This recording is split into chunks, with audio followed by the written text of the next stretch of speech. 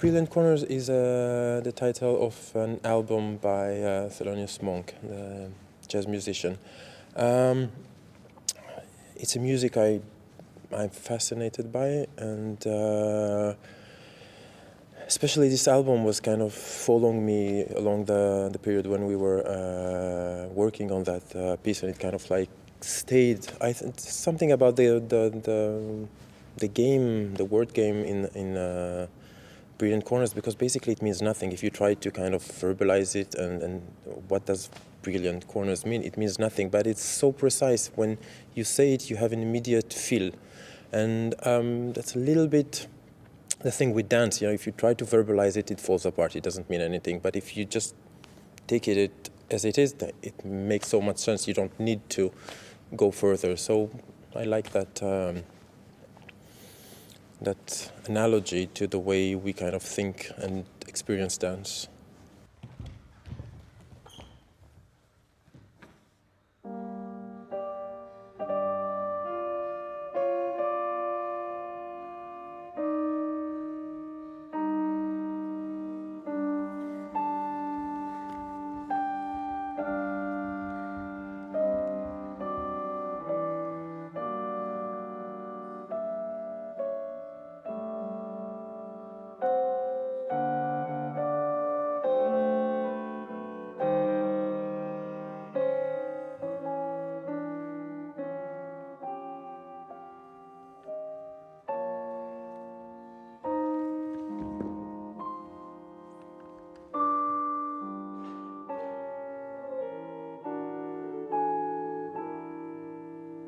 The way I see choreography is not as something that I pre-plan and then come meet the dancers and try to follow a certain plan or reach a certain vision that I have. But it's more of, it's an emerging system. That means that it's something that really emerges through the process of working. Okay, so we basically go into the process with a lot of tools, but we don't go with any kind of fixed idea. We don't go with any kind of end image of how it's going to look or what it's going to feel like or where we're going to go. But we just go in with those tools. And those tools were obviously something that, since I work with the same group of dancers for a long time, is something we work on and elaborate along the years. And then when we start a new piece, basically we just start from kind of where we ended the last thing we did. And we just keep on going. So it's one long process, and then you can say that each piece is just like a glimpse into where we were at a certain point along that process, but it's very linked as a whole.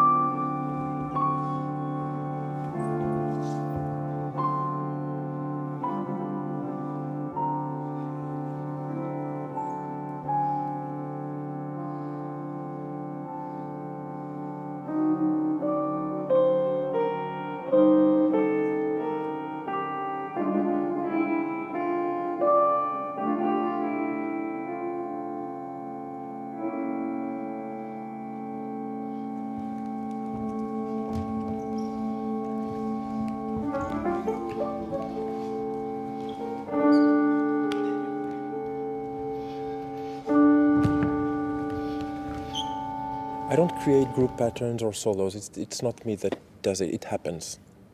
I can decide to keep certain things or not, but it's not okay. Now let's do a solo. Now let's do group things. There's certain amount of rules we go into each session, and then those rules basically will generate a certain choreography as a result of what the dancers, or how they will choose to follow those rules, to react to them. And they will make different choices, and they will make different choices each day, and they're individually very different. So sometimes what comes out of it is a solo, sometimes it's a group part, sometimes suddenly there are 2 or 3, but it's not, none of this is pre-decided. Also, okay, let's do solos, and now you do a solo, you do it's never happens like it just happens. Yes, because, for example, they all worked on the same thing, but one just did it like much longer than the others. They just finished their stuff, but they all did the same thing, but he still have like 3 minutes left. Suddenly he has a solo, but nobody knew it's gonna be him that will stay longer than the other and basically will suddenly have a solo. It's just because he translated the task a bit differently, and it took him a bit more time to develop what he did. And then instead of doing like a 2-minute thing like the other, he did a 3-minute thing. Suddenly you have a 1-minute solo, but it's not me that decided, okay, you're gonna get the solo. Yeah.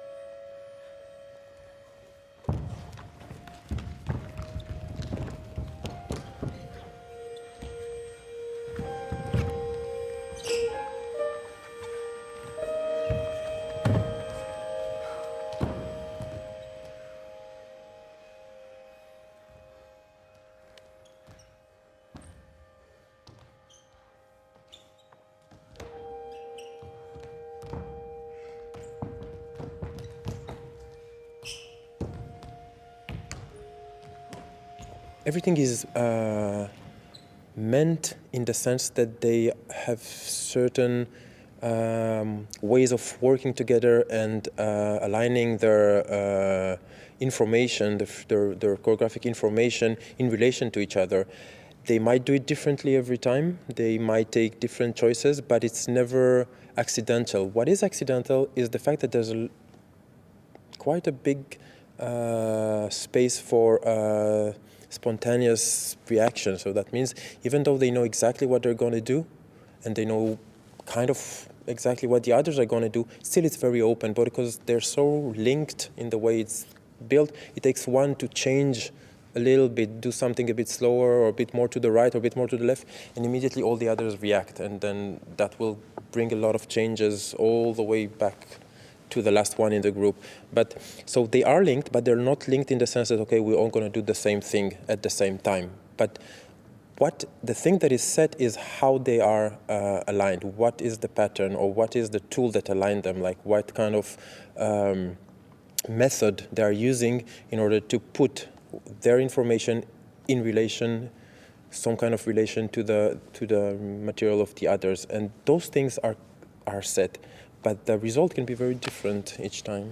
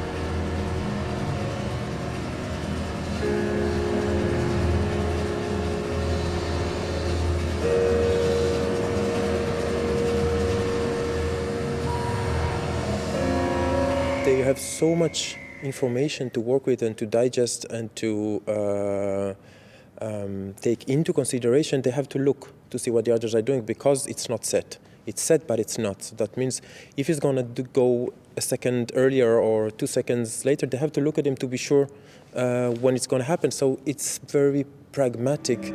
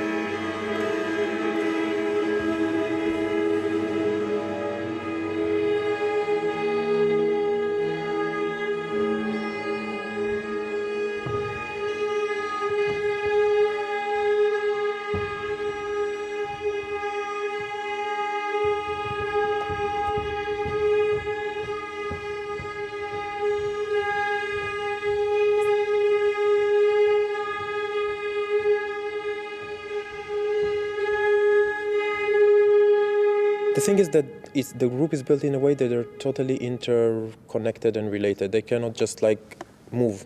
Yes, everything they do is in some counterpoint to the others, and they know this counterpoint and they have to work with it. They are free to take it a bit differently. So if it was like this, they can decide to do it like this. But still, they have to put it in some, they cannot just move, they have to put it in relation all the time. So it's a musical, there's the musical timing aspects, there's the spatial aspects relating to space, directions, etc. So.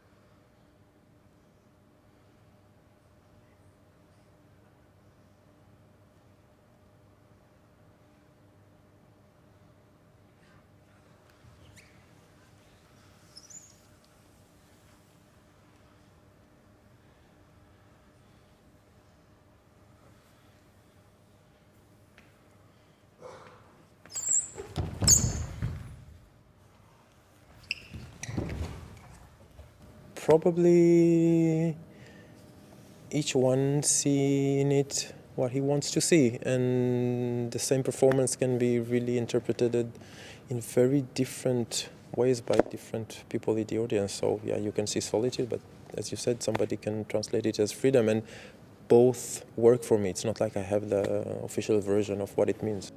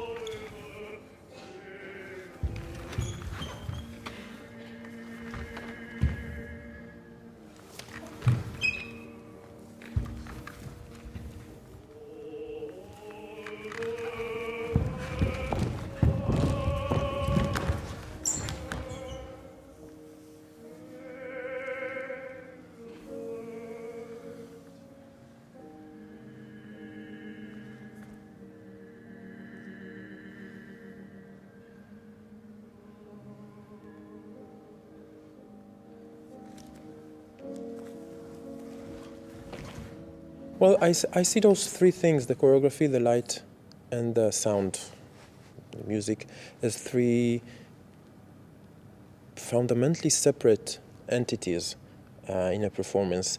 The only thing that finally links them is the fact that they happen at the same space in the same time frame.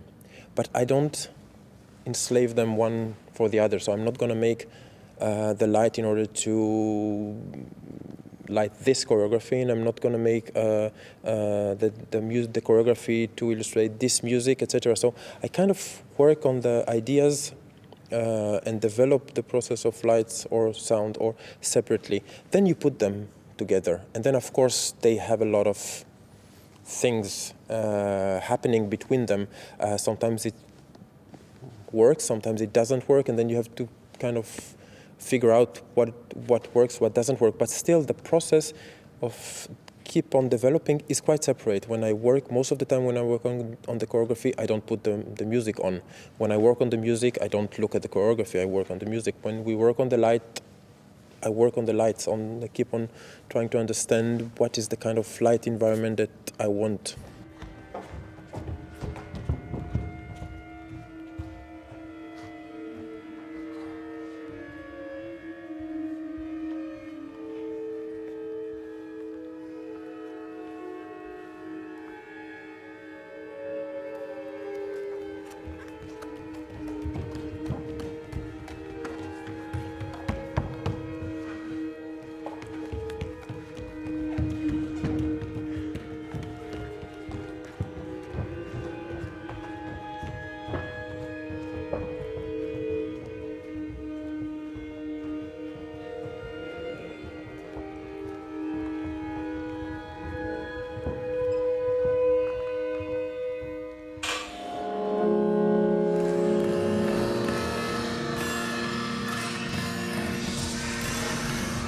Costumes is kind of the same, but not really, because it's really related.